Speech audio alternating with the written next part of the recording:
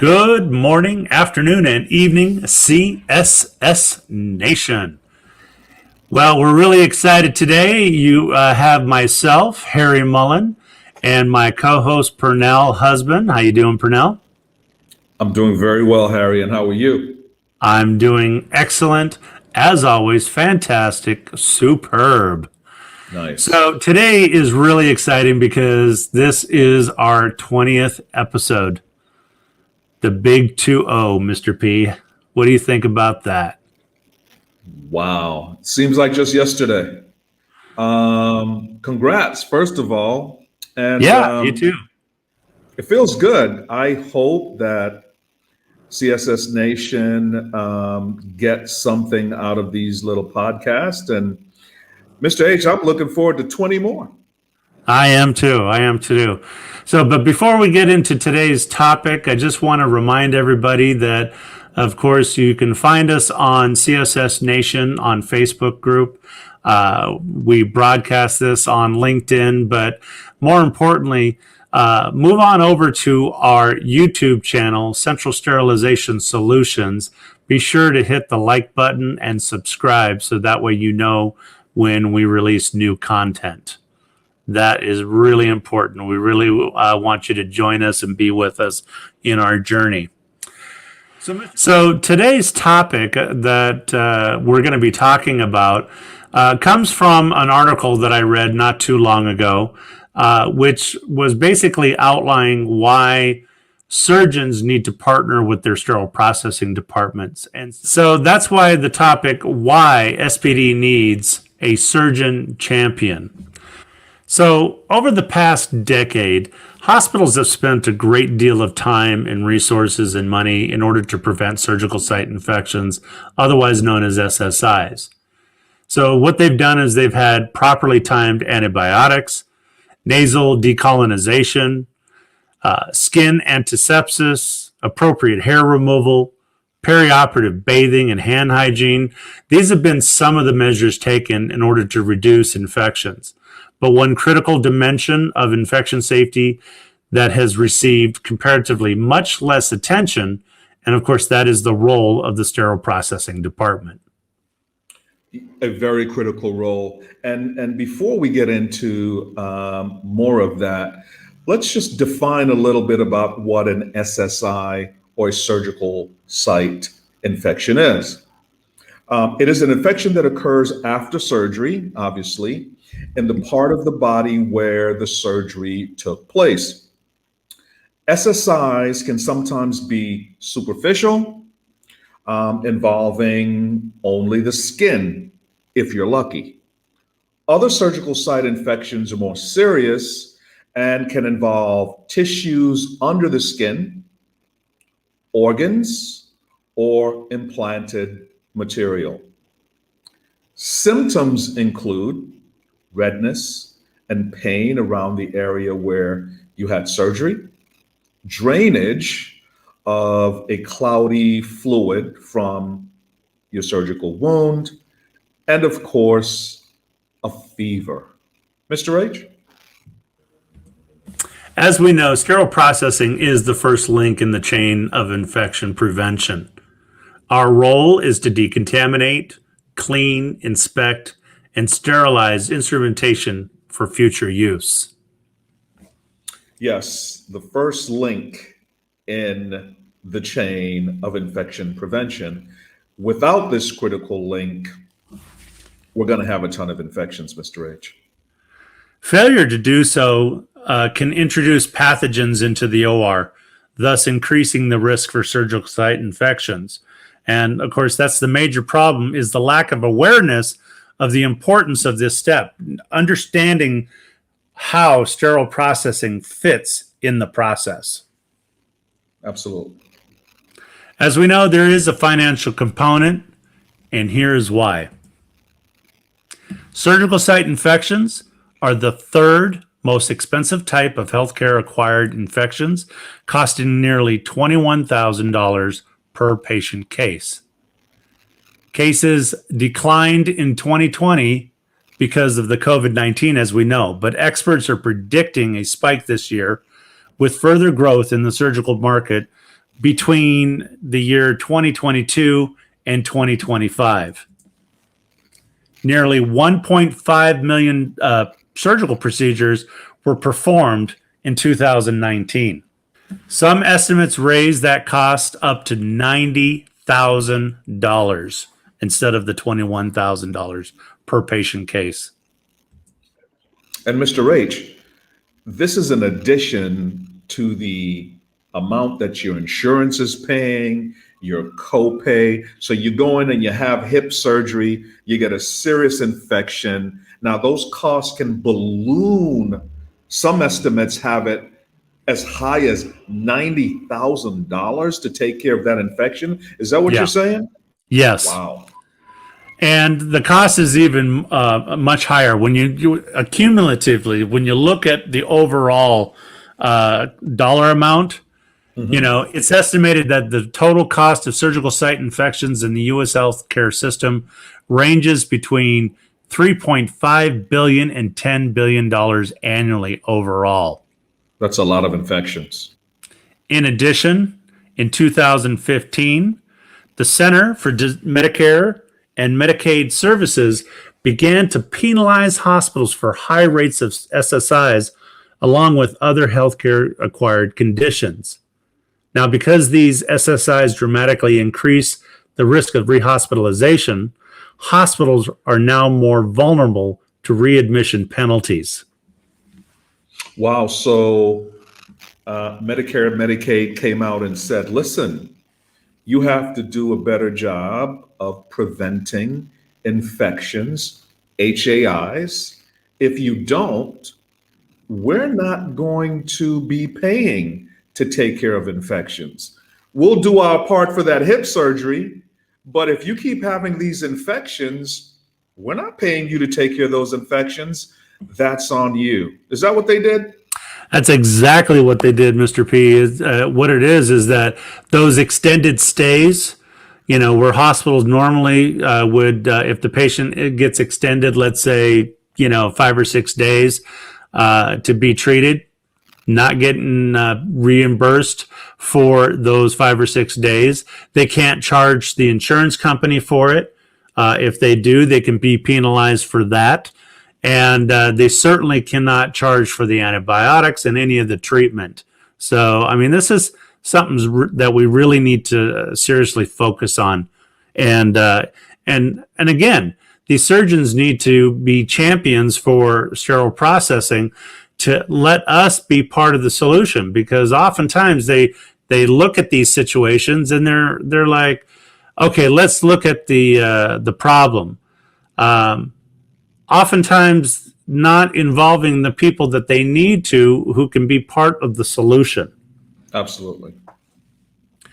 So let's take a look at this chart that I found in the article that I was reading. Now, these are safety and financial issues that make a very compelling argument for timely preventative action. So a surgeon who knows more about sterile processing can have a positive effect on their own practice. So when surgeons engage directly with hospital leaders to create a strong process for preventing SSIs, patient safety, of course, will surely increase.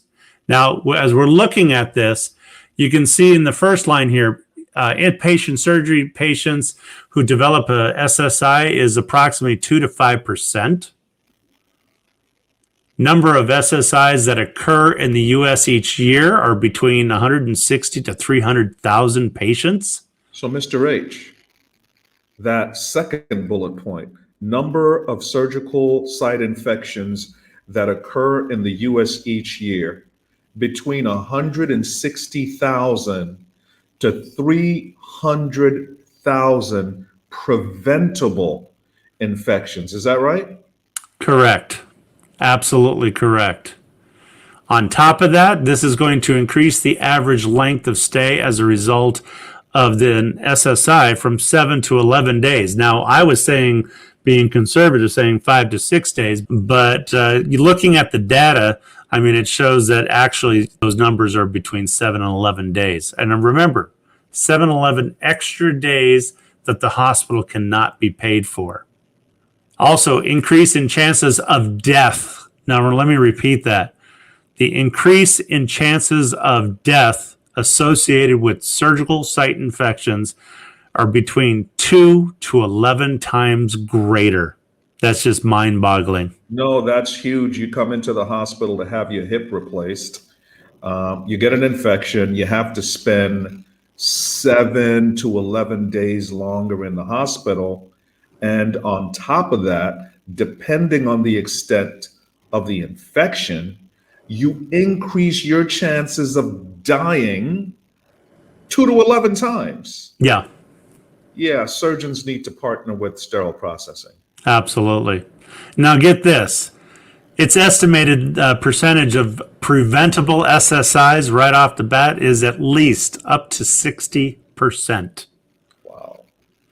Now, these sources, as you can see in the bottom of the picture, tells you exactly where we get this information. And I highly recommend our listeners to go out there, research this information, and bring it back to your facility.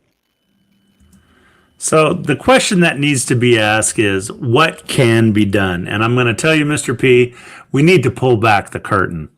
I agree. Pull it back. Yeah, man, Isn't we that- spare no isn't that expense in our beautiful? production. Beautiful. I love that curtain pull back.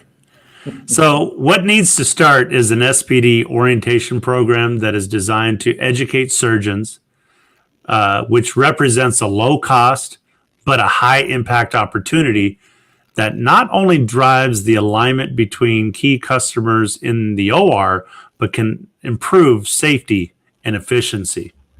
This, Mr. H, may be the most important bullet point in this awesome presentation that you're doing here. Most surgeons have no clue about sterile processing. They have some vague idea about instruments being cleaned and sterilized. But as you know, most of them have no clue. So coming up with a highly detailed orientation program where they're going to spend, in my estimation, 1 to 2 days in the department, yes, like this bullet point says, represents a low cost but a high impact opportunity. Again, this may be the single most important bullet point here, Mr. H. Yeah. So to start off, what they need to do is have individual or small group tours. Now, I've done this where when I was at UCLA as the system educator, it wasn't a surgeon, but I invited in the director of infection prevention. This doctor was curious as to our processes, and I gave him a complete tour. And so we can do this just to start off slow with our surgeons, again, in either an individual surgeon or a small group in order to do tours. Now, these are going to be an important start and can give the surgeon a general overview of the inner workings of sterile processing and how it can have an effect on that surgeon's practice. So to increase the return on it, a little bit. Say what? Sorry for interrupting you. I was just saying, yes, get their feet wet a little bit. Oh, absolutely. Yeah. So in order to increase the return on investment, later on they need to do a more robust program that can be created by taking the concepts further and allowing the leaders to perhaps present at the Department of Surgery meetings. Then once established, the leaders can grow their orientation program and combine it with the introduction, of quarterly surgeon satisfaction surveys. Love the idea. Love the idea. And again, you picked out an awesome article. Taking that orientation program a step further. Now we have it built in to where perhaps the SPD manager or educator is presenting at the surgery meeting, quarterly surgeons surgery meeting, and conducting these satisfaction surveys. So you build that into the cake, and there it is. That makes just so much sense. Yeah, and I know there are some hospitals that are already doing this, but I'd say a majority of them are not. Absolutely. So what we need to do is we need to look at the components of the program. All right, and so what they can do is start off with a walkthrough of each area of the department. And I mean, this is something that's going to take time. You know, it's not just a quick, okay, an hour and a half, we're through it and stuff. I've talked to individuals in the industry that have already started something like this, and they've talked to the surgeons and they let them know that when you come down for orientation, I need you for 2 days. And the surgeon's like, okay, you know, so I mean, we're talking not only just doing the walkthrough. I mean, we start off with the walkthrough, all right, but eventually it's got to expand. They have to really understand the process. Next, we can give them the detail of the time it takes to accomplish each step. So showing them how we gather the information for IFUs, and how to make sure that we're processing each instrument according to the manufacturer's instructions, to make sure that it's properly clean, that there's no bioburden, no biofilm left over. You know, this is key to the process. Absolutely. The inspection, the tools that we use. Absolutely. Then they need to explain the equipment that we use in the process. Now, again, focus on decontamination. We have our brushes, we have our sprayers, we have the sonic, we have our washer disinfectors. Going over to the prep assembly side, the magnification that we need to use, the sterilization equipment, whether it's for low temperature or high temperature sterilization. I mean, they're just all the different steps, again, along with the timeline, is really going to give them, you know, the details of why it takes so long for us to process things. Yes. And then introduce surgeons to the staff responsible for processing their instruments. It is critical. This is what we tell our clients when we go out to conduct consulting jobs. It's really, really important that the department assigns a liaison to sterile processing. It's important that a surgeon has, on top of everything that he's responsible for, and we know how busy they are, but we also know how critically important taking care of his instruments are. So, you know, someone should be assigned that champion to know and understand the inner workings of the sterile processing department and what it needs. Critical to assign a liaison, that champion. Yes. And again, on top of that, we typically suggest having regularly scheduled meetings, maybe bi-weekly meetings to start out with, and where you can have an agenda, a small agenda that discusses, among other things, errors that may have taken place within that 2-week span.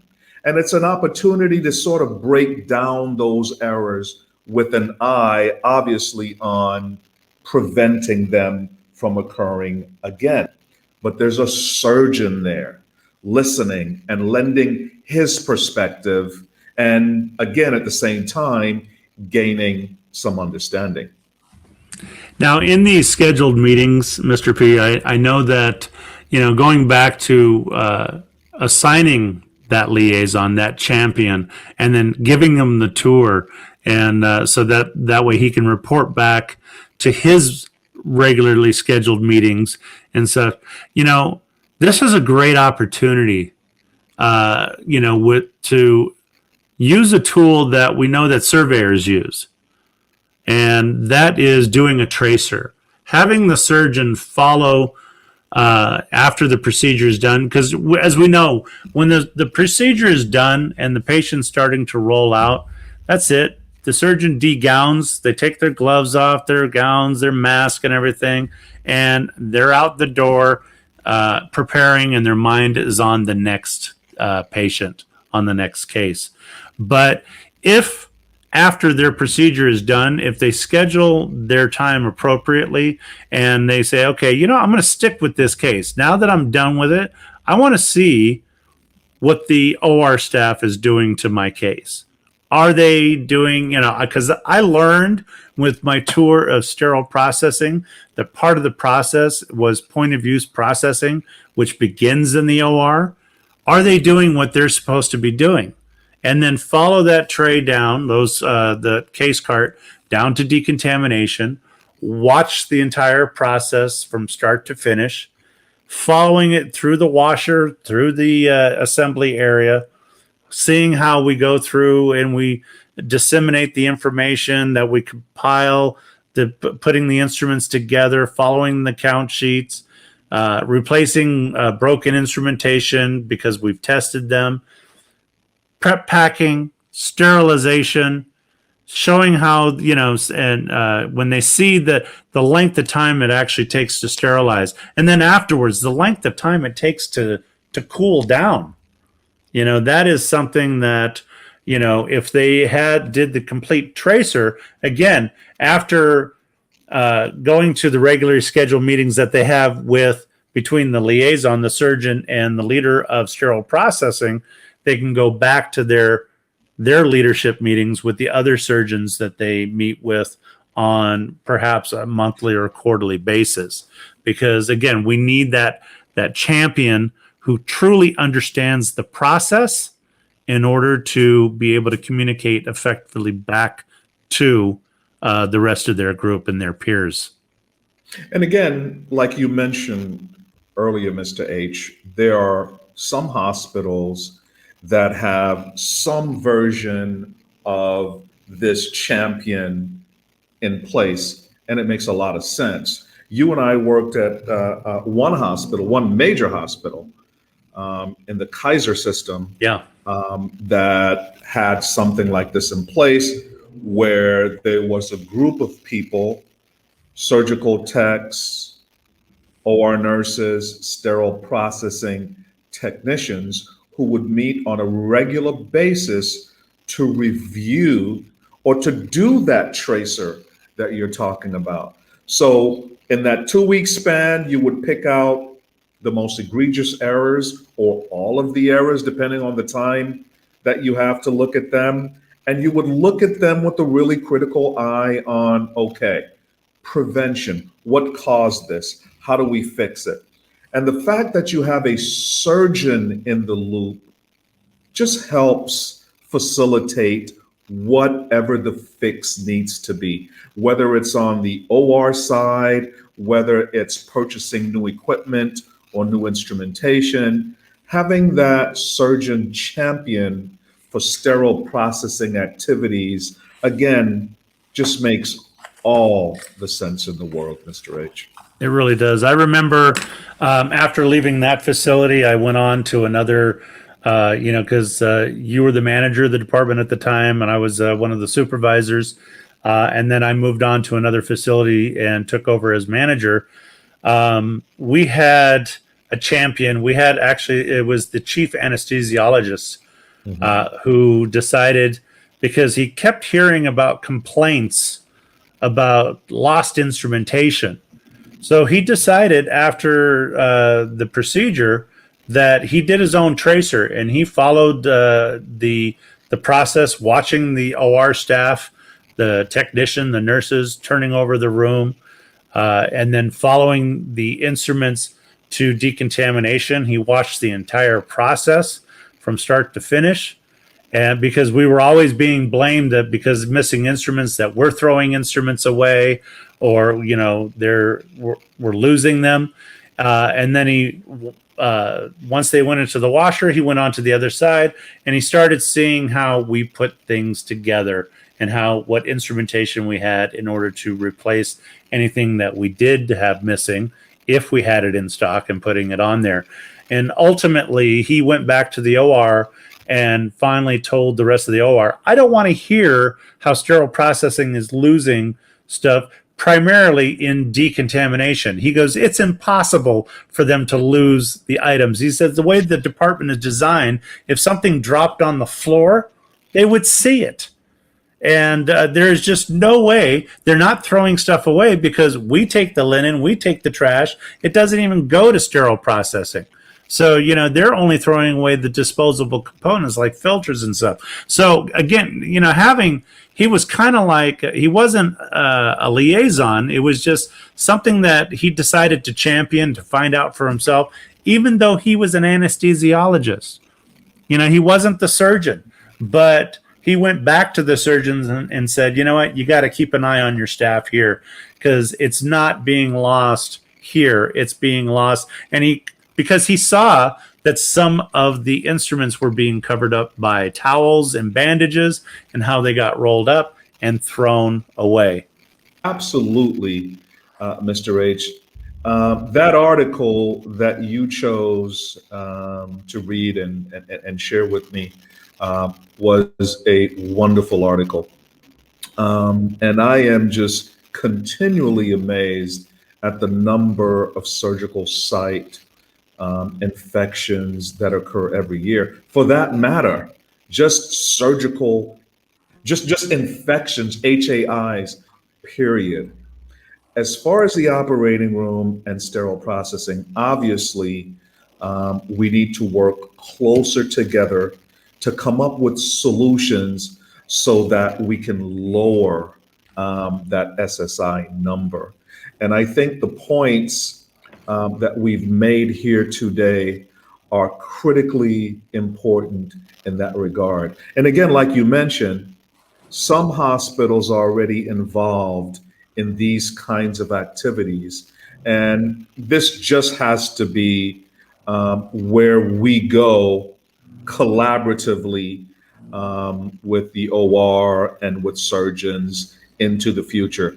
It only makes sense. Yeah. Once they have a better understanding of the instrument reprocessing process, what it entails, the equipment, so on and so forth, like you mentioned, they're just going to have a better appreciation for what we do and how it impacts them. And they will find, as you mentioned, that not all of the issues lie with SPD. They're going to get a better appreciation like that anesthesiologist did for just a more broader view of what's going on. And again, the goal is to get better so that we can take care of patients better. It's all about the patient. So bottom line is we ask the question, what is it that there is to learn? So understanding that efficient turnover of instrumentation is definitely going to help ensure that the surgical team has the necessary equipment to perform its procedures. Now, however, too often when instrumentation is missing, of course, sterile processing gets the blame. Now, when the surgeons have a better understanding of the departments and its inner workings, they can begin to truly understand where the issue lies. First and foremost, knowing your set inventory is going to be critical. Now, when a surgeon schedules 5 procedures for the day and the hospital has only 3 instrument sets, of course, delays are inevitable. They're going to happen. All right. Most organizations require that companies that are bringing in loaner instrumentation that they're to arrive 24 to 48 hours before the surgery in order to ensure that it has been properly inventoried, inspected, decontaminated, reassembled, then sterilized and, packaged. Also, it's important to note, it takes an average of 3 to 4 hours for an instrument set to be properly processed. And of course, that's a low estimate. So in this scenario, it's called instrument turnover. All right. We look at that instrument turnover rate. And again, where it says here, knowing your set inventory is critical, not talking about sterile processing. We know the sets. We know how many sets we have. It's the surgeon. The surgeon needs to know how many sets they have. So when they're planning on scheduling, that they perhaps can schedule a case in between in order to give sterile processing the appropriate amount of time. You know what I'm saying? Absolutely. And that's where that orientation process becomes extremely important, and really thinking through and developing an orientation, an SPD orientation program for surgeons and what they need to know and understand is absolutely critical. But the point that you're making here about set inventory and instrument inventory in general is such an important one. Yeah. So ultimately, when the surgeon asks why their case is being delayed, of course, the circulating nurse says that the instruments are not ready. It's kind of easy to see why SPD would be to blame. And oftentimes, H, as you know, that answer is meant to imply that it's SPD's fault. That's what it's meant to imply, because nobody else is going to take the blame for whatever the circumstances may have been. And you and I have been around long enough to know and understand that's just the way it is. Oh, the instruments are not ready yet. Well, why aren't they ready? SPD, not that the rep just brought them in, not that there were 5 cases scheduled in room 1, but we only have 3 sets, right? Right. Not that there was an add-on that popped up that required that same set. So again, I just love the idea of an orientation process for these surgeons that opens their eyes and lets them see the entire piece of what they need to know. Yeah, absolutely. Because, as we saw in that last bullet point, is that, the truth is that, the departments, most likely they had requested additional instrumentation in order to improve the process. Very often they do. Yeah. But unfortunately, due to the high cost of the instrumentation, the request was probably denied, as we see all the time. No, we can't afford it. We can't afford it. Yes, and you and I probably have had this experience. I've been fortunate enough to have been in situations where the decision to purchase trays was left up to me, and I made that call. I had to justify it, right? But I've also been in places where that call wasn't up to me, and there was a whole process that you had to go through that was time consuming, so on and so forth. And those decisions, in my opinion, should be in the hand of the sterile processing manager. After all, if those trays aren't ready to go when that surgeon's ready, who's going to get the bulk of that blame? Sterile processing, of course. Yeah, put that decision in my hands. Yeah. And what ends up happening is that we're, consistently turning over instrumentation. It's going to end up resulting in, corners being cut because, the surgeon wants it now. They want it now. They're going to be making bigger cuts, with increasing the possibility that something was missed, which can have devastating consequences, i.e., surgical site infections. Bingo. Yeah. I think you should just drop the mic. I don't want to do that. I've done that before and I broke my mic, so let's not do that. It's worth it. I'll drop mine. Well, Mr. P, thank you so much for being on this episode again with me as my co-host. This is, and we're, the funny thing is, Pernell, is that when we do each show, when we talk about each topic, the truth of the matter is, we're just barely scratching at the surface of what the issues are and how we can fix it. Hopefully, the people watching and listening to these shows, that this is inspiring them to do more research, get more involved in the process, and remember, we, I always, as we tell our students in class, there's an infection prevention department, but truly the true infection preventionist is sterile processing. It's each technician is the infection preventionist. They should change our name from sterile processing tech to IP techs, infection preventionists, because that's exactly what we're doing day in and day out. It's sad that we only scratch the surfaces here, but again, I just really hope that this inspires not only just technicians, but the leaders of sterile processing, hopefully CEOs of hospitals, surgeons, that they have an opportunity to see and hear what it is that we're talking about. I agree, and it's all information, and I don't think there's anything such as that. I don't think there's any such thing as bad information. It's information. It's all information. And, we just, Mr. H, we just want to be a part of a dialogue in this community that we feel so passionate about. So I echo your sentiments in hoping that CSS Nation really gets something out of these conversations. And once again, Mr. H, congratulations on our 20th podcast episode. You too. Congratulations.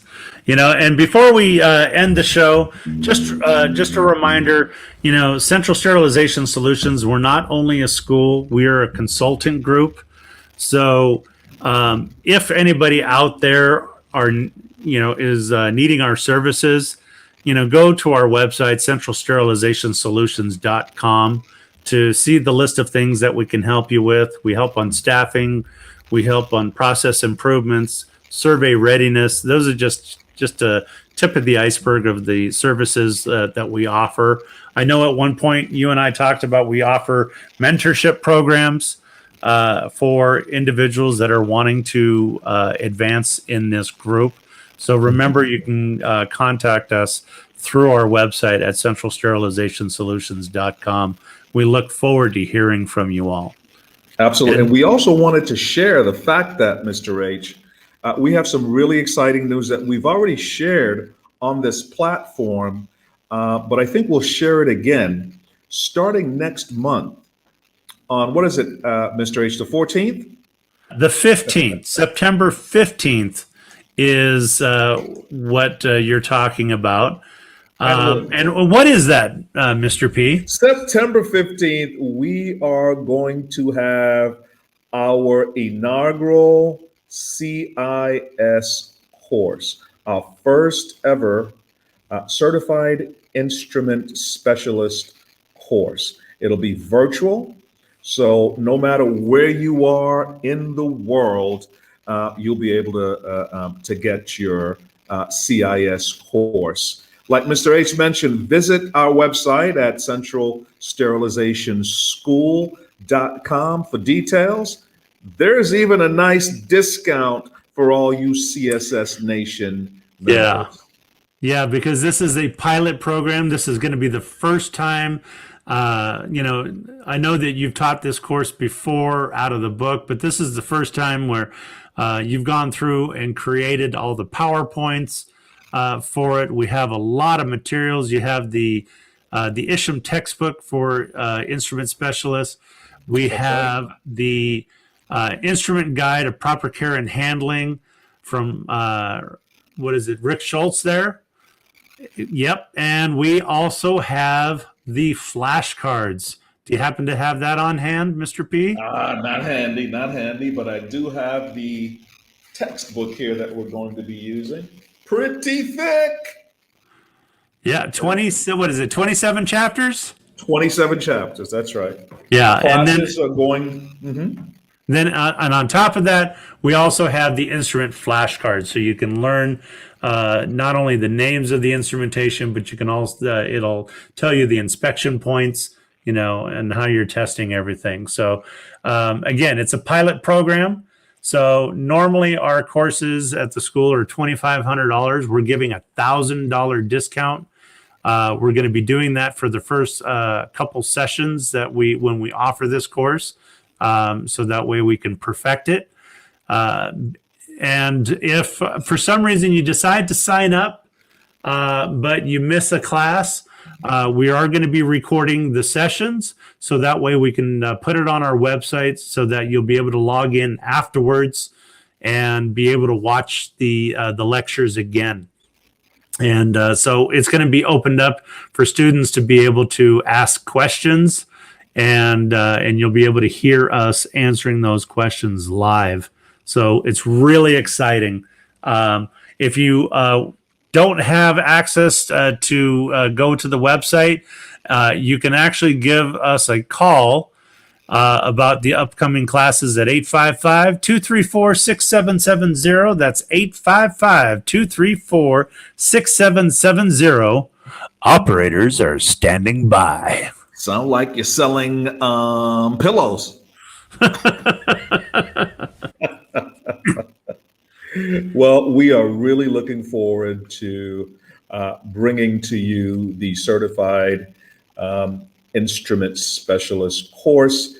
It's an excellent course. Again, we're going to use the Isham Instrument Resource Manual and Rick Schultz's The World of Surgical Instruments for the course. All of the books, the materials, the flashcards are in the cost of the course. So everyone who attends the course will get the instrument manual, we'll get the World of Instruments book with wonderfully detailed pictures. Let me just show a couple of those, Mr. H, because, I mean, this is one heck of a bargain for anyone who's interested in furthering their career in sterile processing. Highly detailed. The book gives you all of the inspection points. It breaks down all of the instruments by the particular surgical specialty. And again, do not miss this very important opportunity. We know that many of you out there are aspiring to become educators in your department, lead technicians, supervisors, managers, etc. Having your CIS certification is going to be very important in you reaching that milestone. So again, next month, September 15th, every Wednesday for 2 hours. We can't wait to bring this to you. Yeah, really super excited. We've been trying to get this going. I know that there's a school back east that has offered this course as well on the East Coast. So you got East Coast, West Coast, and so it's finally here on the West Coast. The difference is that we offer it worldwide, so you don't have to be in the actual location. Remember, if you can't make it to a class, we will have the recorded video on the website so that the student can log in and go over any of the previous chapters. So as we go through, we'll be uploading it to the website, generally. So if the class is taught on a Wednesday, it'll be available by that Friday on the website. Absolutely. Well, this is, again, I think a really good show. Final question for you. You have any last things to share, Mr. P? As a matter of fact, Harry, I do. We'll be back